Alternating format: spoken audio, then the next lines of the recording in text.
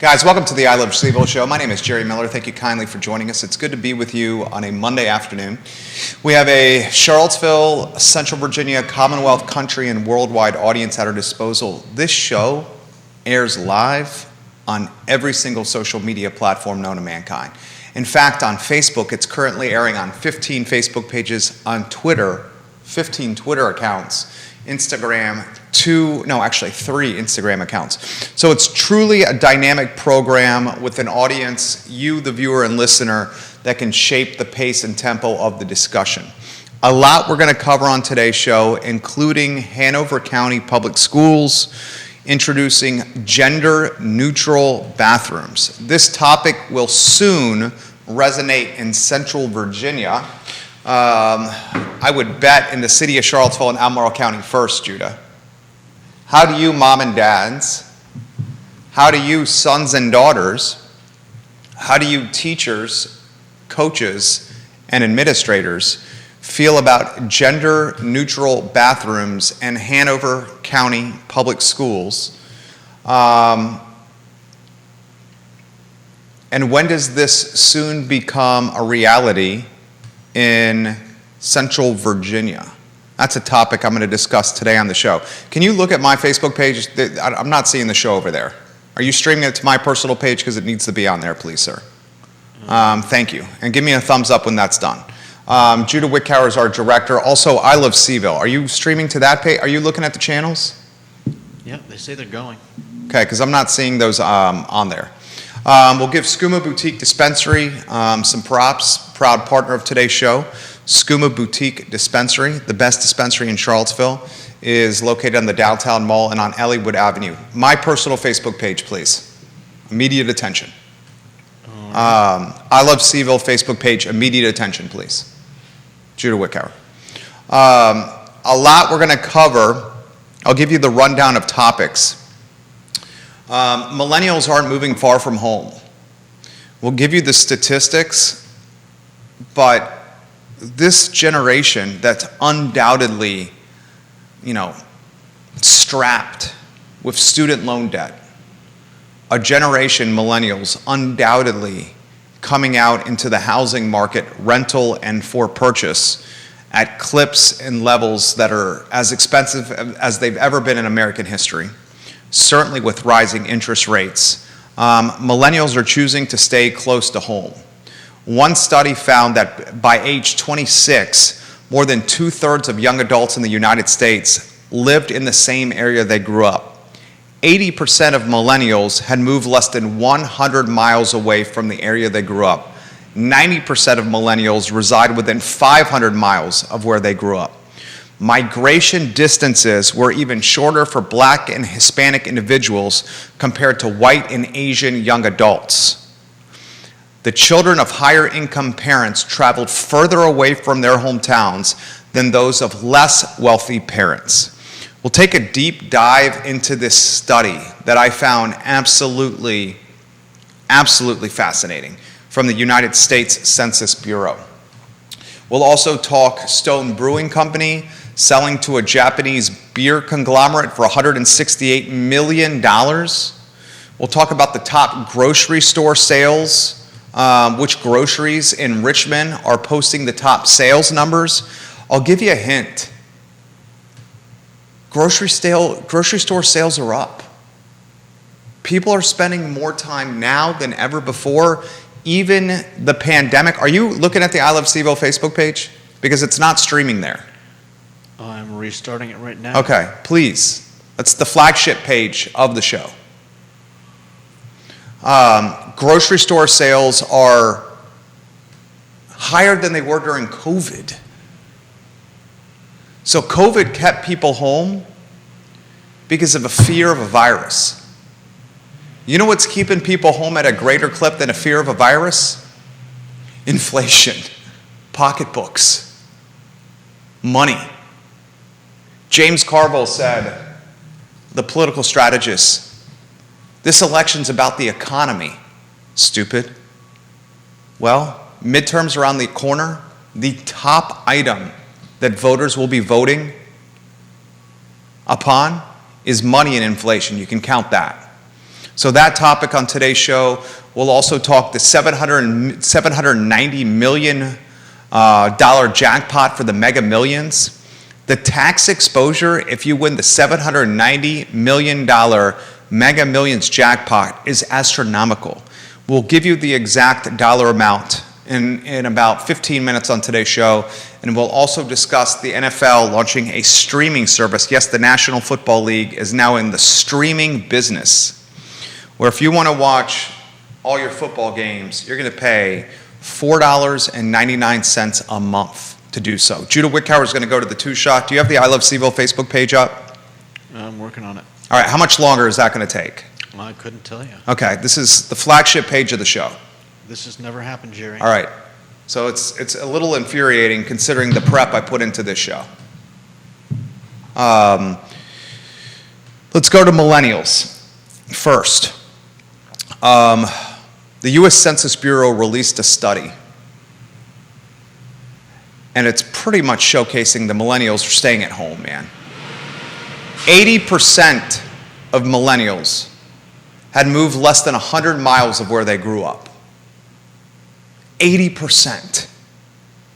Folks, it's so expensive to buy a home, to rent a house, that people are choosing to stay where they grew up, often either living at home or in an advantageous setting where a friend, a family, or a neighbor is renting them something. I want you to think about the cause and effect of millennials, a generation undoubtedly strapped with student loan debt, and how that's impacting their sociological and anthropological movements and tendencies. I'm an old millennial, considered a geriatric millennial.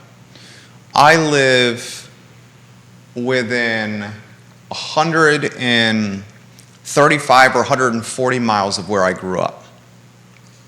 My brother, also a millennial, younger than me, he lives in California, in Los Angeles, completely across the country for where we grew up.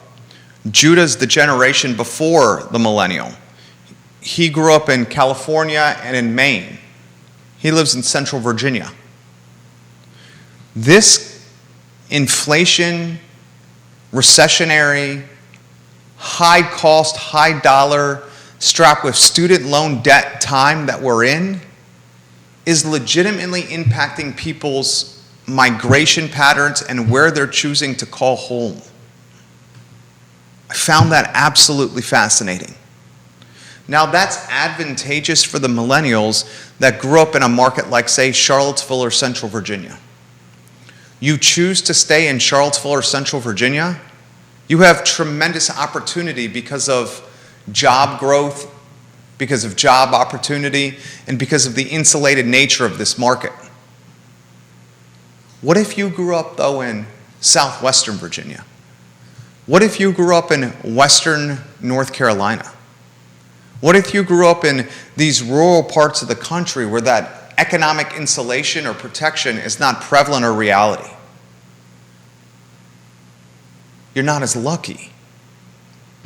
This inflationary time, this ridiculous overhead, this post-pandemic world we're living within is going to have generations of impact that we don't even know of yet. The generation with the most buying power, the generation now with the most influence is the millennial generation because of the robust nature, the amount of people in this generation. It's massive. If inflation and this post-pandemic world, this obscene student debt world we're in, is forcing the most influential generation of people to very much consider where they live and work and play, then we haven't seen the true collateral damage of this post-pandemic inflationary time. And guess what? The marginalized community, according to this study, those that don't have financial resources and those that happen to be people of color, they're traveling even less than wealthy whites and wealthy Asians in the millennial generation. Are we going to, 10, 15 years from now, have these pockets of poverty across the country associated where people grew up and the fact that they can't leave their home, and then other pockets of wealth? Has that always been the case? Is that what Charlottesville is? A pocket of wealth birthed from the University of Virginia? What are your thoughts, your topics, your concerns? Do you have the I Love CVille Facebook page up? All right, just scrap the effort. You're 15 minutes into the show. Let's go to the two shots, scrap the effort. It's frustrating, especially the time that I put into this. Go to the two shot, scrap the effort.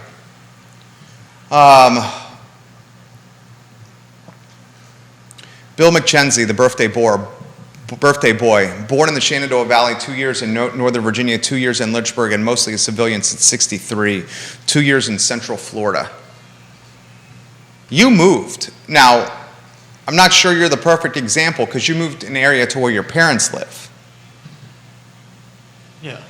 But certainly moved from Maine and California to Central Virginia. Now, granted, you're not a millennial. And Savannah. And Savannah. But you're not a millennial. Right. Carol Thorpe-Pallone, welcome to the show. What do you make of that survey? I think it's just changing times. Different people have different focuses. And Banner. Go ahead. different people have different ideas about what they want to do with their lives. I think younger generations now they're just not into traveling as much. I don't know if I buy that. Let's go to the one shot, please, and then if you could slide that banner behind you. Thank you. I know it's a Monday. It's feeling like a Monday around these parts. I think the millennial wants to travel more than ever because of the experiences that come with travel and the cost of living associated with home ownership. I just think the millennial's unable to do so because of the student loan debt that they're carrying on their personal balance sheets. I was having this conversation either on Thursday or Friday, I forget who it was with. And the conversation was in reference to Dave Ramsey, the financial wizard. Dave Ramsey is quick to throw zings and digs at young people. And he'll highlight young people spending on lattes and exotic coffees. And Dave Ramsey will highlight young people's choice to buy luxury goods and to travel versus saving. And Dave Ramsey's quick to say that's why this younger generation, the millennials, especially the younger ones, the Gen Zers, are in the financial position they're in. What Ramsey's missing is the Gen Zers and the young millennials are the ones that came out with the most debt. And when old millennials, middle-aged millennials, and young millennials were matriculating through middle school and high school, we were almost brainwashed by our parents that it's graduate high school, four-year school, no matter what. That's how you achieve, and that's how you climb the professional totem pole. Now you're starting to see middle schoolers and high schoolers coming out of public and private school settings, and they're being educated on taking a role as a plumber, as an electrician, going into the trades, going into a two-year college like Piedmont, and then after 2 years at Piedmont, then spending the final 2 years at a school like the University of Virginia. Pursuing an entrepreneurial path.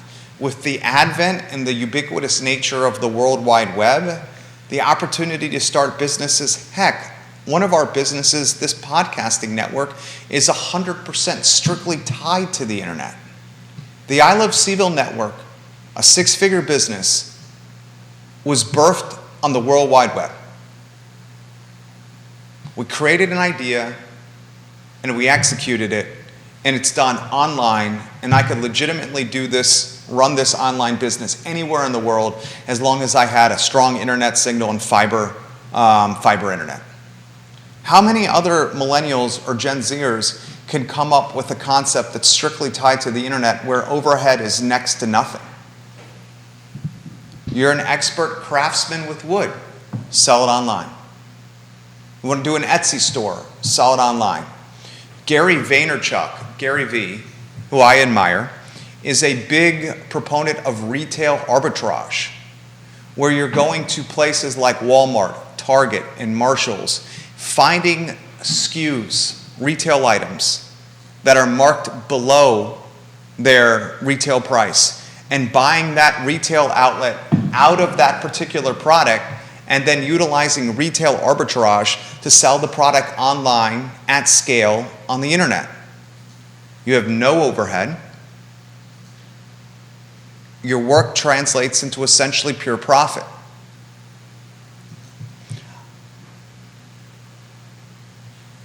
Let's go to comments. Paul McCarter, one of the biggest benefits of being in the military is seeing different parts of the country. As much as I love CVille and raising my kids here, I do wish they got exposure around the country more than visiting.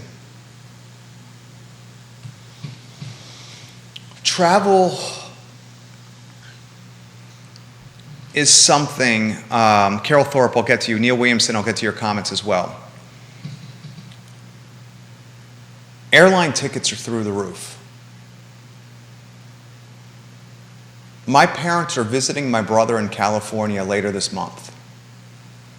They're choosing to drive their Subaru from Western North Carolina to Los Angeles in a cross-country trip. The opportunity cost is their time and the wear and tear of their vehicle, their Subaru. But as my dad and my mom put it, Jerry, opportunity cost of our time, we're retired. And we're driving to see and feel experiences in small towns that we love to explore. There's no opportunity costs with our time. Wear and tear in the vehicle, yes. But is the wear and tear of a cross-country trip to a Subaru going to be more than the $6,000, $7,000 in airline tickets round trip? Probably not. Right? Neil Williamson's the president of the Free Enterprise Forum. Millennials are the largest living generation. You may not believe this, but there are 72.1 million millennials in the United States. They have an annual purchasing power of $200 billion. I mean, not that surprising because millennials are tech savvy, so it makes so much sense if they are digital shoppers as well. Not only that, but millennials are also the largest generation in the U.S. labor force. That's why they hold a massive purchasing power and why more brands are leading on marketing towards the millennial demographic.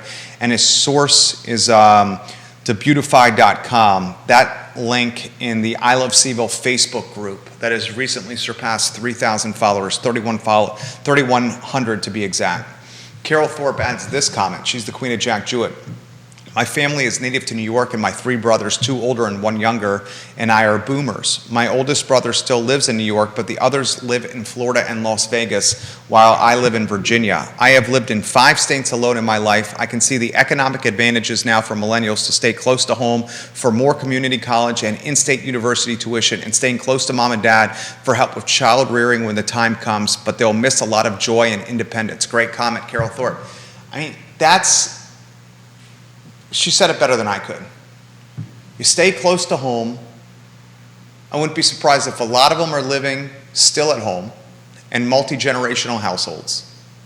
You stay close at home, you get the benefit of mom and dad when you have kids, looking after your child or your children. Childcare is astronomically expensive. Astronomically expensive right now. And the likelihood of finding a childcare provider is more difficult than it's ever been because of the pandemic.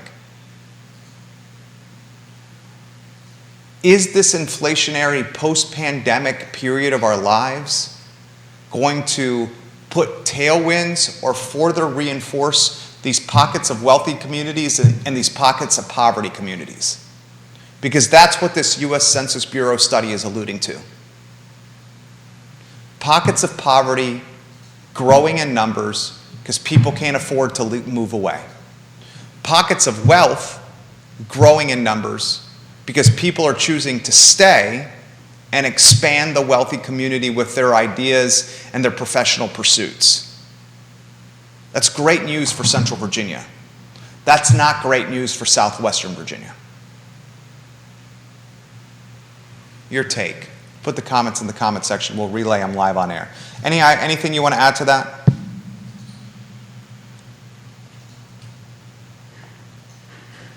Yeah, I mean, we've been talking about the cost of inflation for quite a while, and I mean, it affects everything. And it's not just current inflation. It's not the 9 point whatever that we're seeing right now. It's the fact that we've been dealing with inflation for decades, and everything is getting more expensive. And so if you want to say that, kids are deciding to save money, not move far away, I mean, it's affected everything. What do you think the long-term impact of that is? The long-term impact, I mean, we were just talking Friday about Americans leaving America. Yeah. When your money goes a lot further somewhere else, I mean, you really do have to plan something like that. You can't just, I mean, either you're going to go over there and try to find a job. I mean, if you're going to Europe, you're there for long term. No one's going to go across the pond, and we talked about this on Friday. Spain, seeing more influx of people, Americans, than ever before. Europe in general, more influx of Americans than ever before. The dollar is super strong. The euro, not so much. It's extremely expensive to live in America. Many countries in Europe are selling buildings that local jurisdictions have acquired or taken over because they're in terrible shape, and they're allowing you to buy these houses, these structures for $1 if you're committed to rehabilitating the structure, the building, the homes in the countries. I've even heard that in some countries they're basically giving away houses on the outskirts of towns. Giving away houses. But I want you to realize this. As Americans sprint across the pond to Europe, what are they sprinting to? Yeah, you can get a house for free. You're then going to have to spend hundreds of thousands, tens of thousands rehabilitating it. Which you would have spent anyways buying the house. But what are you going to do for work once you're there? Well, that's why I was saying that it requires some planning. Some people may go over there thinking that they can get a job, and some of them may have, some of them may be able to work from home and not have a problem with that. Other people are just going there to retire. I'm going to be straightforward here, and I appreciate that take from Judah, and he's right.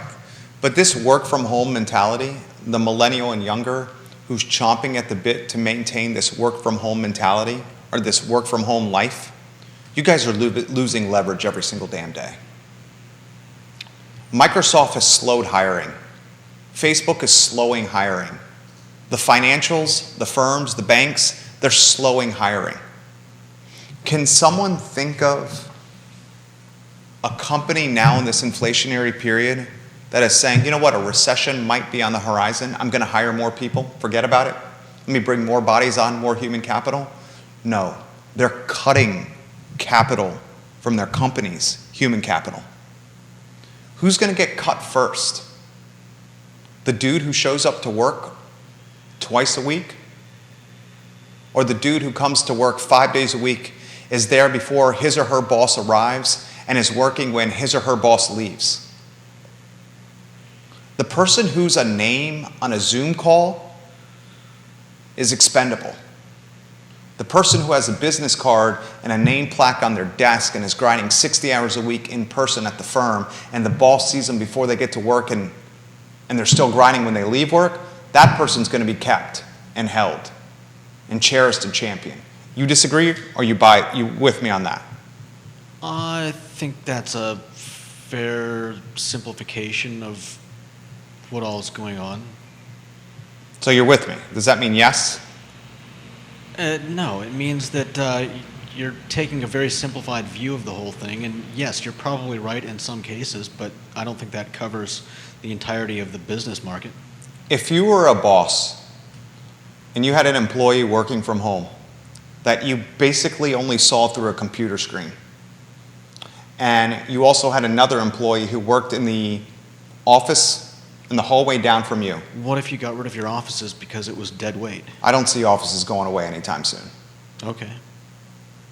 I mean, Jamie Dimon, the most powerful financial CEO in the world of JP Morgan, said, get back to work and get back to work fast if you want to keep your job.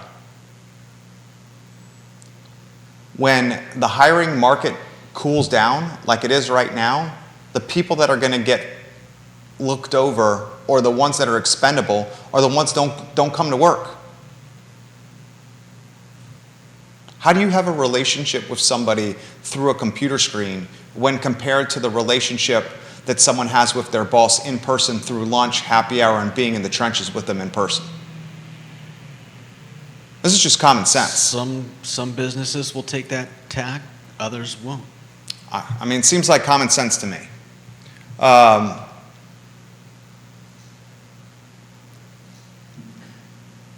think we're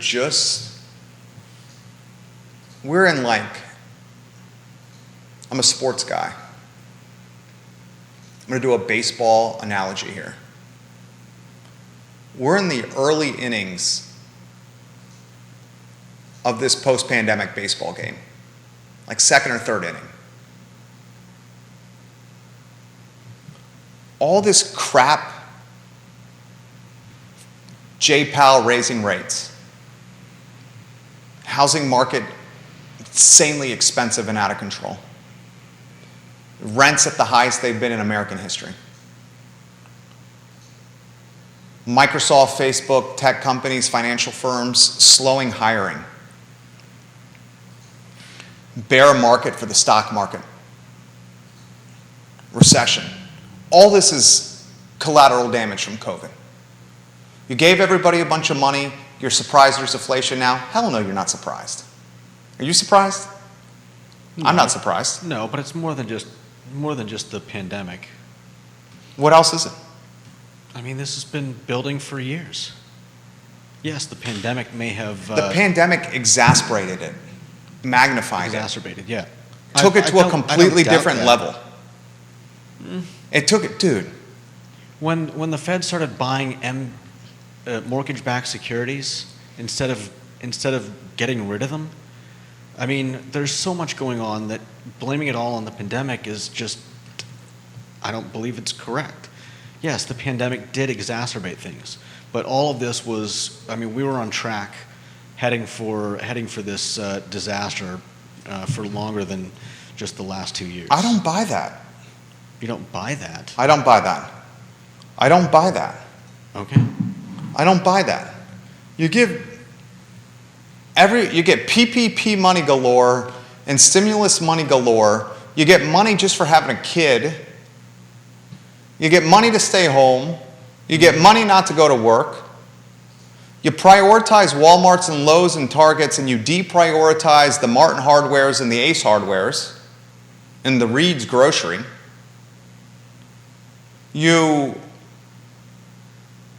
watch as everyone and their mother takes the free money from the government and pumps it into the stock market. Who did that? Tons of people did that. Yeah. Pumped it into the stock market. Oh, here's money from the government. Let me put it into stocks. You create froth in the markets.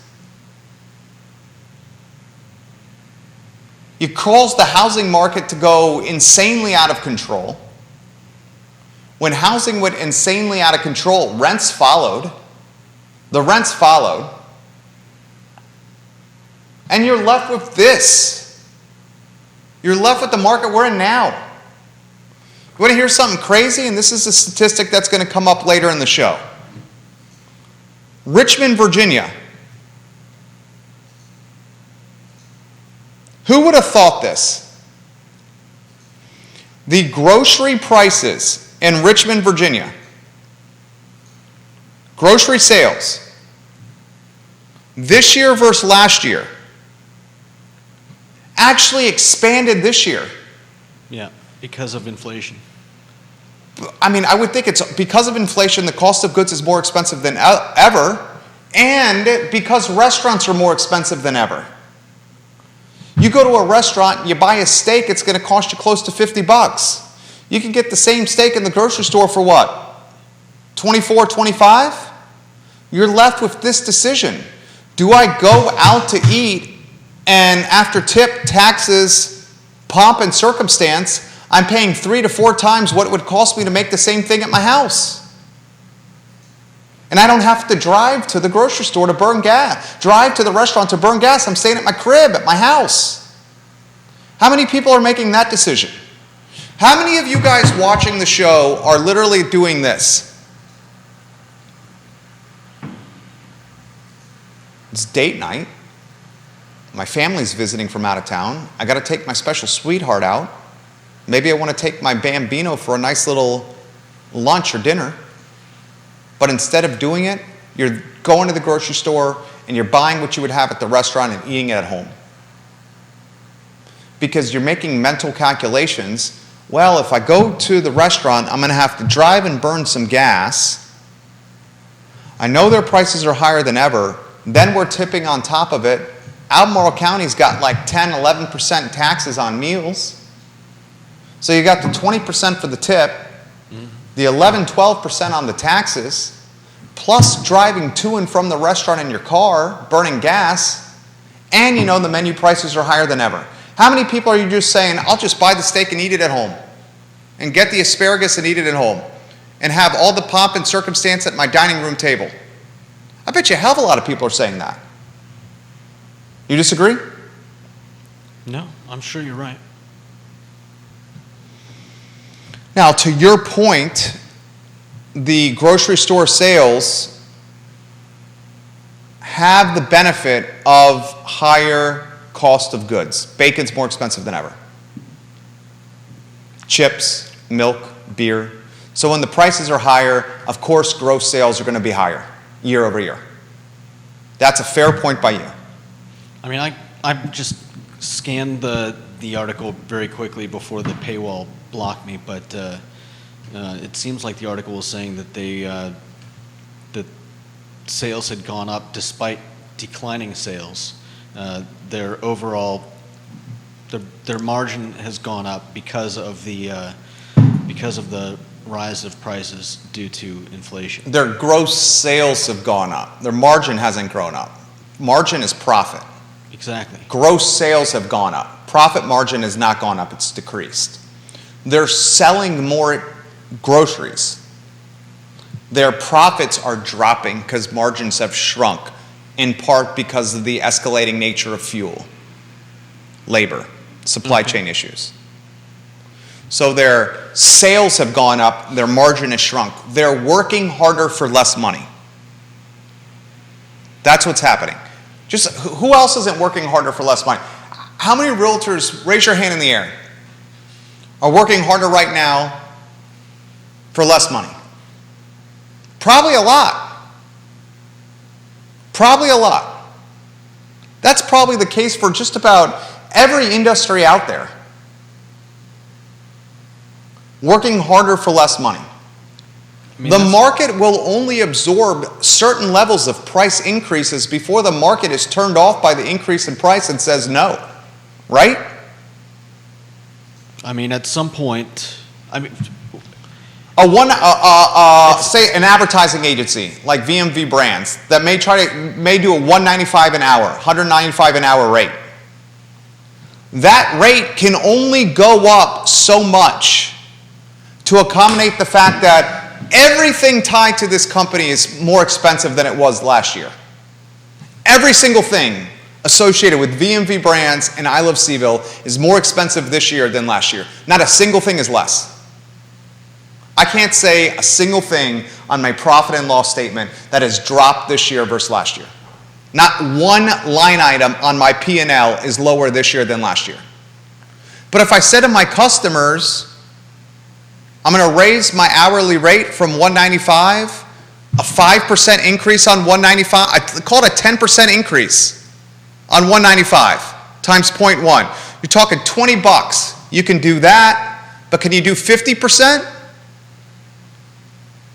Can you do 25%? Eventually the customer is going to say no and give you friction and you lose them. So you as the owner of the company have to determine what that sweet spot is, and you can't exceed it, because how you grow a business is keeping existing clients happy while bringing new clients into the mix. And we've proven we can do that for 15 straight years.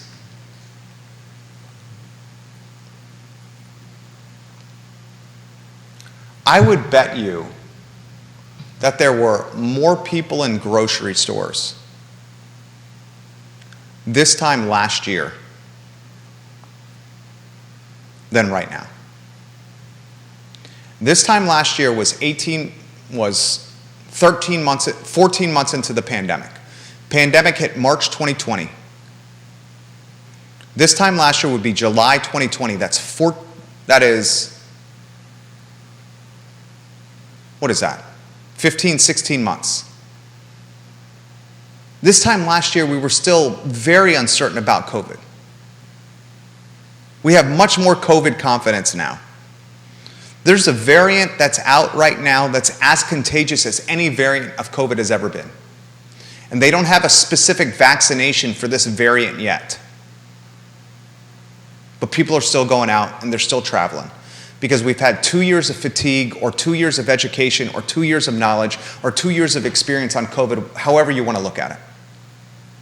So people are like, it's COVID. Let's keep living. This time last year, that was not nearly the case of confidence. There are,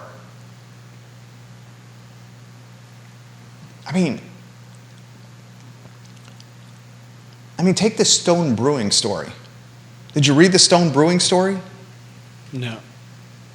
Stone Brewing Company sold to a Japanese conglomerate, Sapporo, Sapporo. Yeah. That's a Japanese beer. You get that all the time. You know what I know that beer from? What are those things called where you put the beer on the shot on the chopsticks, you bang the table, they fall into the beer, and you chug it?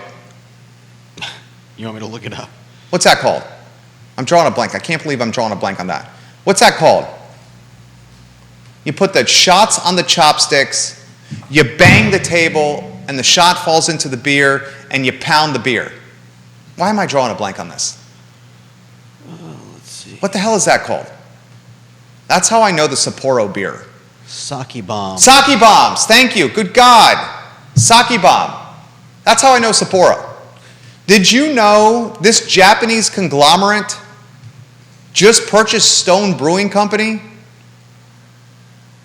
Japanese brewing conglomerate Sapporo Holdings announced this past Friday that Sapporo USA acquired California-based Stone Brewing Company for $168 million. Stone Brewing Company, from a craft beer standpoint, was the 9th largest independent craft brewery in the U.S. 9th largest. Now a Japanese company owns an American brand, Stone Brewing Company, that is undoubtedly known for phenomenal beer. $168 million. Mm-hmm. If you're a company the size of Stone, and you're considering potential layoffs, or your margins as tight as it's ever been, or you're struggling because gasoline is through the roof and much of your brand is associated with beer distribution, getting your beer all over the United States, of course you would entertain an offer from the Japanese that's a 9-figure offer. This got me thinking, which Charlottesville or Central Virginia-based beer brand is best suited for a massive purchase like this? We know Devil's Backbone's owned by the Anheuser-Busch. They've already sold out. That was an 8-figure deal. I've heard anywhere from 50 to 75 million for Devil's Backbone when Anheuser-Busch purchased DB. Which Central Virginia beer brand is best suited for a purchase or for an exit? You have one? Central Virginia brand? Besides Devil's Backbone, maybe. Well, Devil's Backbone's already exited. Anheuser-Busch owns them. I know that. I'm saying besides them,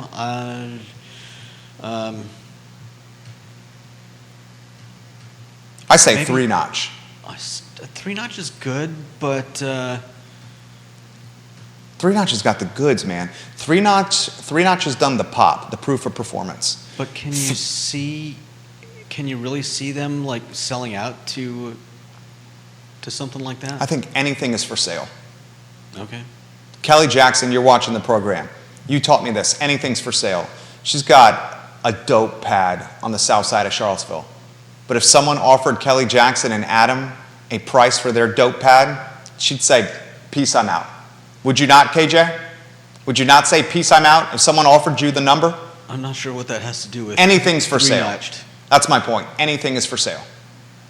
Anything and everything is for sale if the number is right. The reason I say they're the best set up for an exit is because they're going to have the headquarters. They bought Wild Wolf Brewing Company. We're the first to let everybody know that. They'll have the headquarters on 150 Fun, just like Devil's Backbone has a headquarters on 150 Fun. They have locations in Harrisonburg, in Richmond, in Roanoke, and in Virginia Beach, along with their initial headquarters in Ix Park. So they've shown proof of performance. You're talking about Anheuser-Busch? Talking three-notched. Okay. Three-notched. Anheuser-Busch is a global company. Of course not Anheuser-Busch. They're global. Three-notch is mid-Atlantic, Eastern Seaboard. Yeah. They've shown the proof of performance. Roanoke Tap Room, Harrisonburg, Virginia Beach, Richmond, successful one in Charlottesville. They're going to have the massive headquarters finished later this year at the old Wild Wolf location. They do their own distribution. They've proven they can capably run a restaurant and a tap room, make the beer, distro the beer, and build the brand. Merchandise sales proves it as well. Look at their social media. They're, in my opinion, best set up for an exit in Central Virginia. Devil's Backbone's already exited. Three Notch is best set up for an exit. All right. Who do you take? Who do you got to say? Sounds good to me. Danny O'Day says Bold Rock. You know what? Danny, do me a favor, if you could, Danny O'Day. Danny O'Day is going to join us on the show on Wednesday. Has Bold Rock already... Can you do some reconnaissance here on the internet? And Judah, you do as well. Bold Rock Cider. Did they already sell at one time? I want someone to look at that. I don't have the answer to that. Has Bold Rock already had one exit or sale? Because I'm quite confident a Charlotte, North Carolina firm purchased Bold Rock. Yeah, Bold If Rock memory sold- serves correct, and my sold memory's to pretty damn good. Tisnell Brewing Ventures All right, so it's already sold. out of North Carolina. Okay, so I was right. Memory and asset. Thank you. Bold Rock's already sold. So that's off the list. Star Hill, Kevin Yancey's got potential. Star Hill's got potential. I believe that Corn Capshaw money is in the Star Hill brand. That Corn Capshaw money's in that Star Hill brand. I'm sticking with Three Notch as the one that's most primed for an exit. 8-figure exit. I'll give you this question. Who knows beer? I know beer very well. What beer tastes better? Three Notch's beer portfolio or Devil's Backbone's beer portfolio?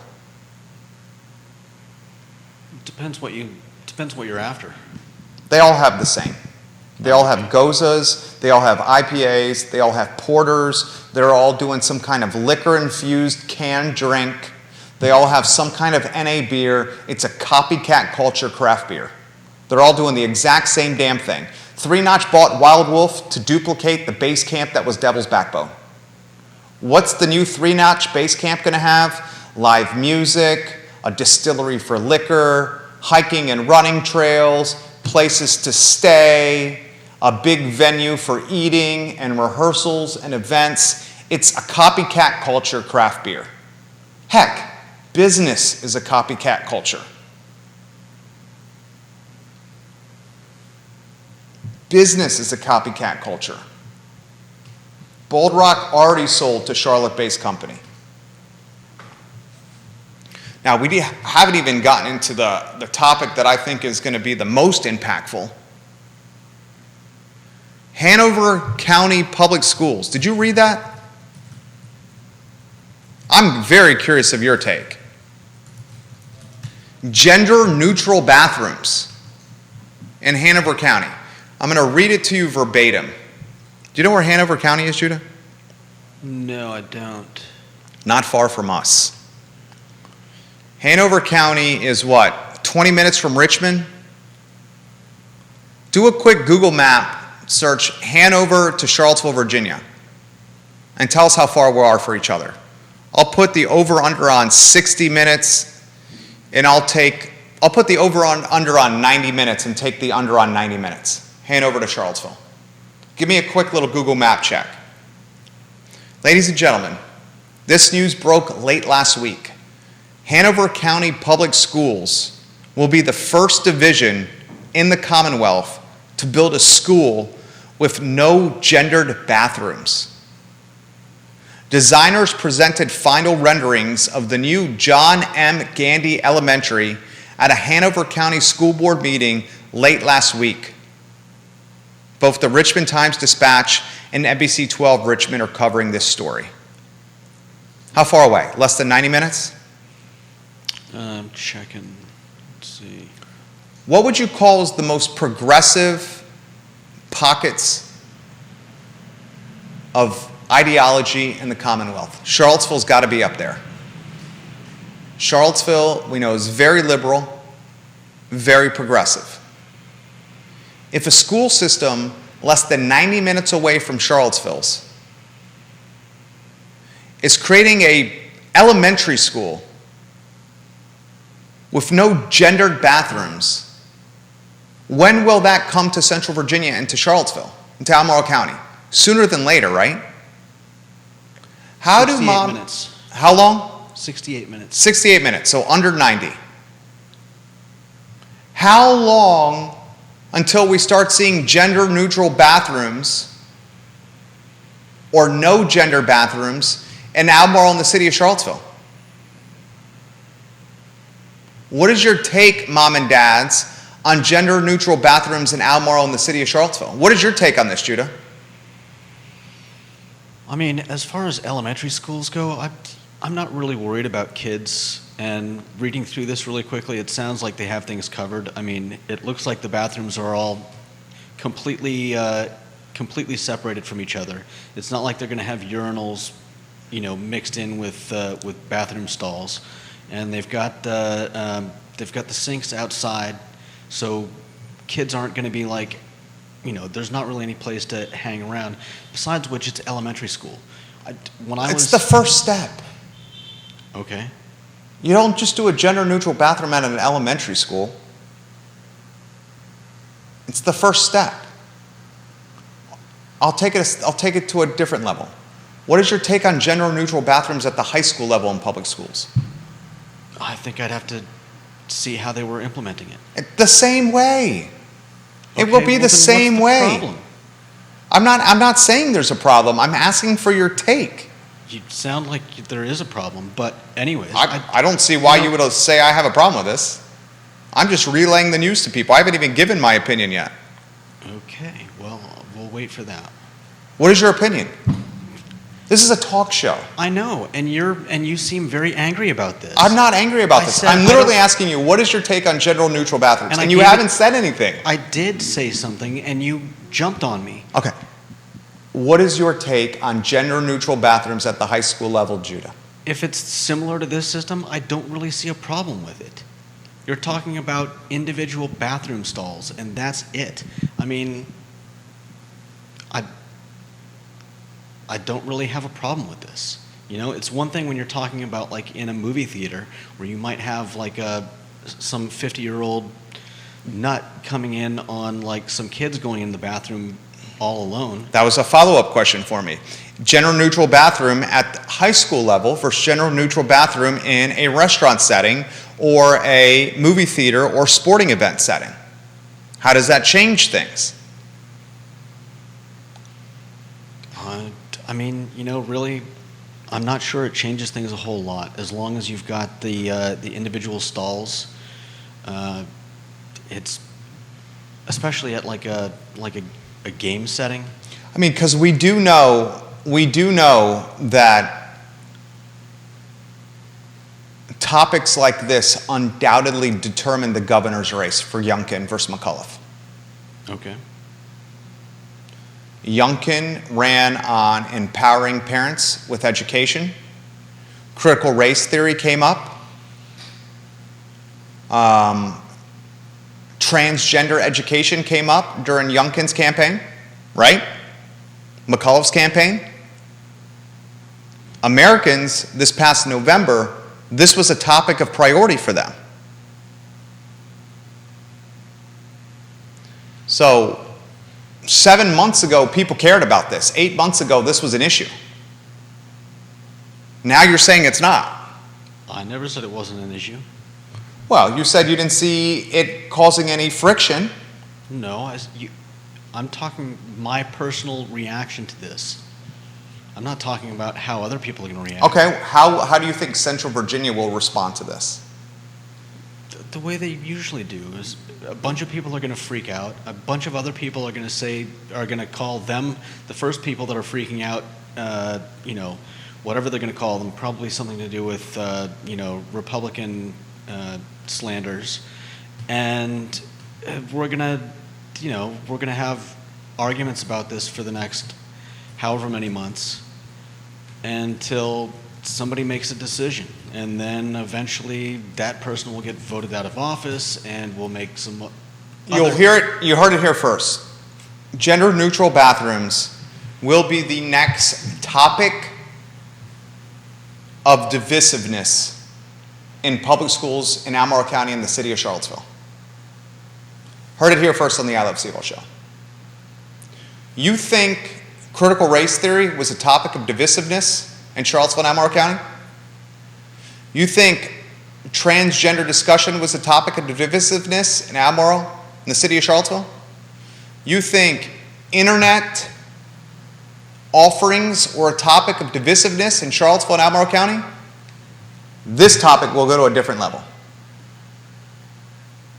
And this past Friday, Hanover is going to be, just announced last week, the first public school system in the Commonwealth to roll this out. Paul McCarter is a father of 2 daughters. If gender neutral, Paul McCarter says, means everyone gets their privacy, it's a non-issue and it helps eliminate a lot of issues. If gender neutral means mixing everyone together, will people feel uncomfortable or in danger, then that's a serious problem for me. I agree. Here's the next question I have for you. We saw during COVID a tremendous migration from public schools to private schools. Private schools were learning like it was business as usual. Public schools during COVID were trying to figure out their identity. Private schools in Central Virginia have waiting lists. Have you tried to enroll in a private school in Central Virginia? Good luck with that. Get on a waiting list. You'll get in that private school in a couple years. Legitimately. Will gender-neutral bathrooms drive tailwinds behind even more people choosing to enroll in a private school setting versus a public school setting? I'm asking you genuinely that question. And we all realize that public school funding is associated with enrollment. So as public schools lose students, the enrollment for that public school, the funding for that public school drops.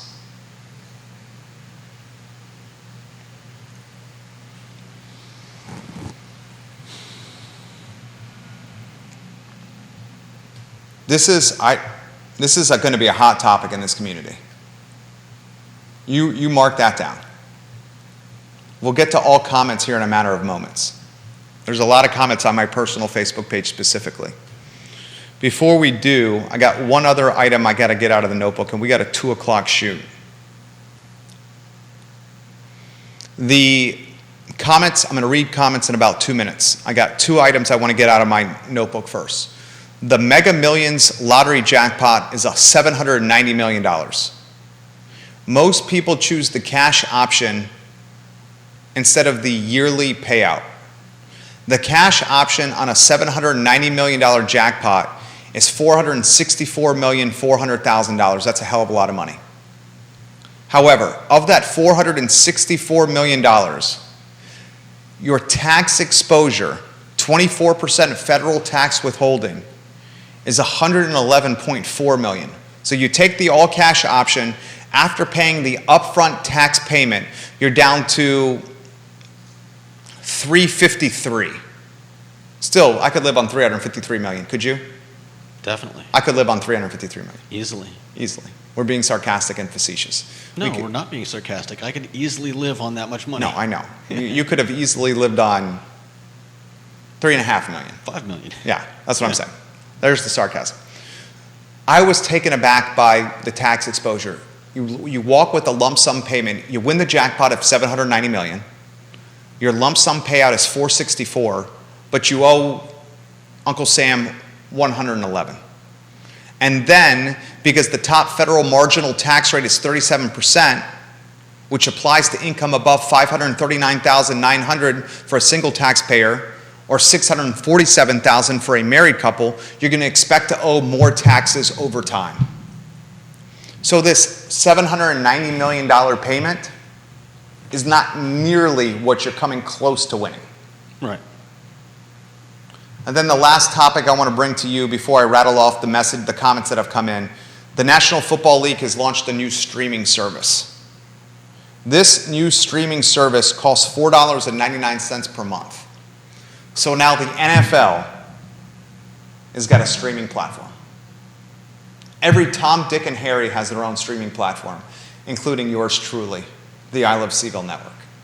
$4.99 gives you access to out-of-market games in the National Football League, and it allows you to watch football games on your mobile phone. I'm sure that'll be humongous Dude, for sports fans. I think I'm going to pay the $4.99 a month for football season, because you just cancel it after football season. I would pay the $4.99 a month. That's a very good price. Yeah. My question is, does this $4.99 a month NFL offering, what's it going to cannibalize? Because there's only so much money to go around. Does this $4.99 a month offering start to erode membership from Netflix and Prime and HBO Max and Peacock and ESPN and Disney? Do you need the ESPN streaming service when you got the NFL in the fall? Doubtful. Eventually, one of these platforms are going to just start cannibalizing each other and eating each other up. You're going to be left with a streaming environment, a streaming economy, where one or two big brands will have a bunch of other little brands underneath them. And you can pay the $29.95 a month to the New York Times company or to the Amazon company or to the Netflix company, and then they will give you access to silos of content as part of that monthly payment. Will that be a good thing? I think competition is best for the country, not one or two companies having all the market share. Yeah. One or two companies having all the market share, and you're left with a Amazon, Walmart, Target environment. Yeah. That's bad news bears. Yeah.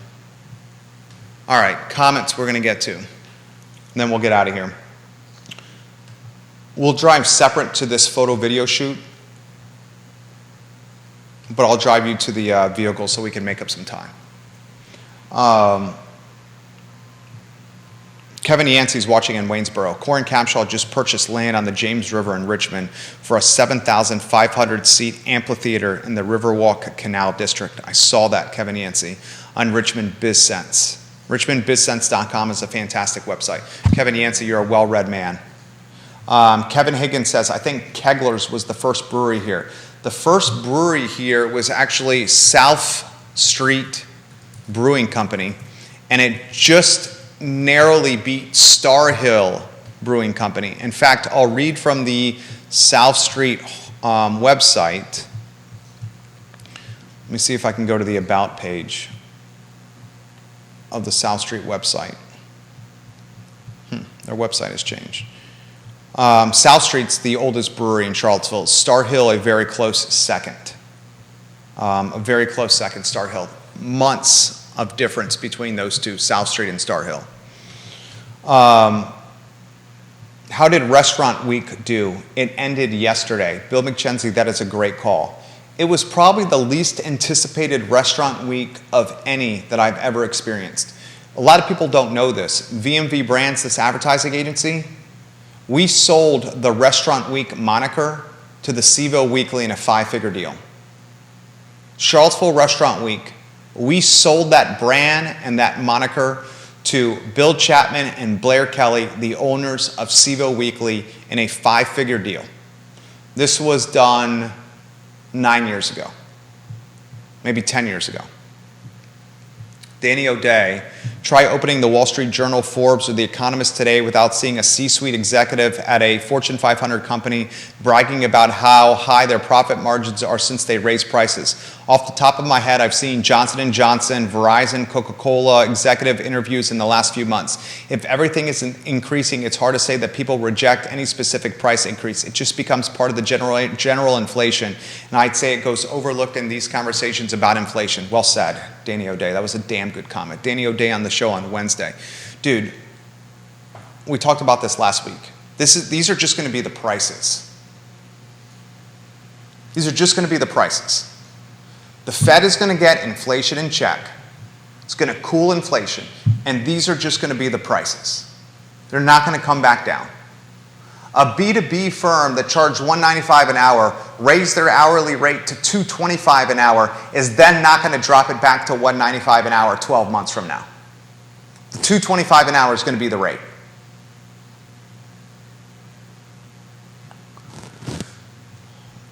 Kevin Higgins says, I think Silverback is the next sale to a big liquor company. The owner has connections from his time in Congress. The gin is good, and I bet it's impacting profits from existing brands. My sense is folks are looking past liquor. I think that's the next explosion here. 3 Notch launching a liquor brand, a distillery at the old Wild Wolf spot, which backs up Kevin's point. The brands just need to diversify their portfolio. Beer sales are cooling. So having cider and beer and seltzer and liquor hedges risk and creates a brand portfolio of diversity, which is good for business. Oh,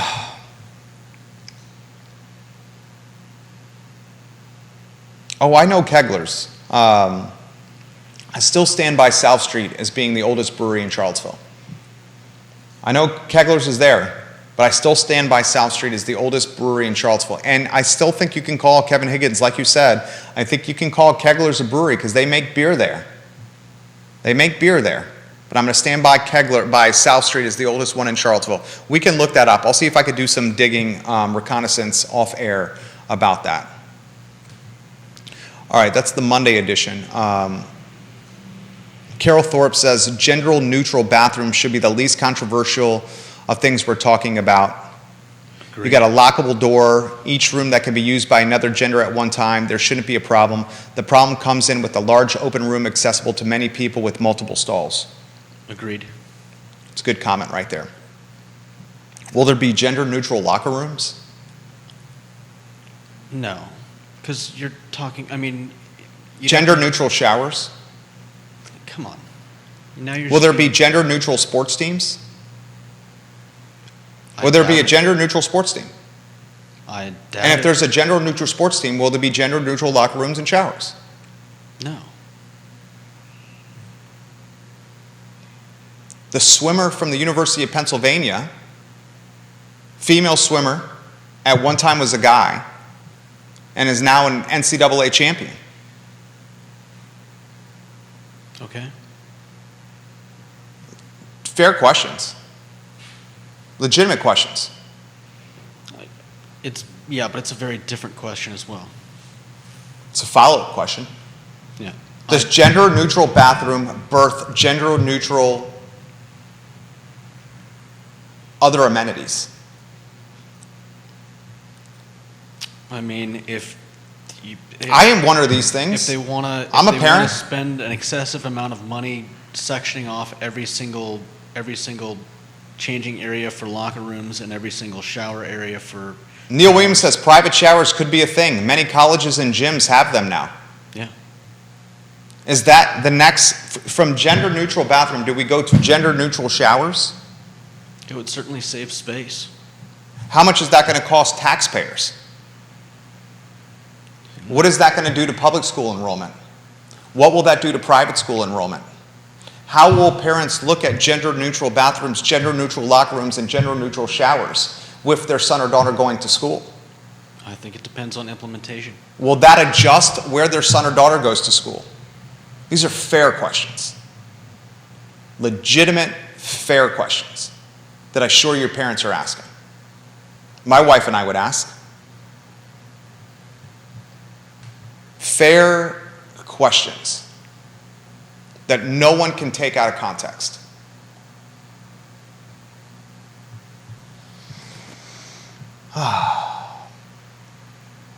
Kevin Higgins says, Jesus Christ, I'm making a 2 p.m. martini. This is insane. King of Greenwood. All right, that's the show. It's a Monday. We'll be better tomorrow, I promise. For Judah, I'm Jerry. This is the I Love CVille Show presented by Skooma Boutique Dispensary. We're powered by the Clifton. One of the best kept dining and drinking secrets in Charlottesville is a 5-star hotel right over the city line. It's called the Clifton. Their happy hour is dynamite. Their food is banging. It is perfect for date night, an evening with friends. And get ready for the summer concert series that we're going to announce and release at the Clifton. I'll give you a tip. It's going to be kicked off with Coda and Marie of chamomile and whiskey. It's going to be freaking awesome. For Judah, I'm Jerry. It's the I Love CVille Show. So long, everybody.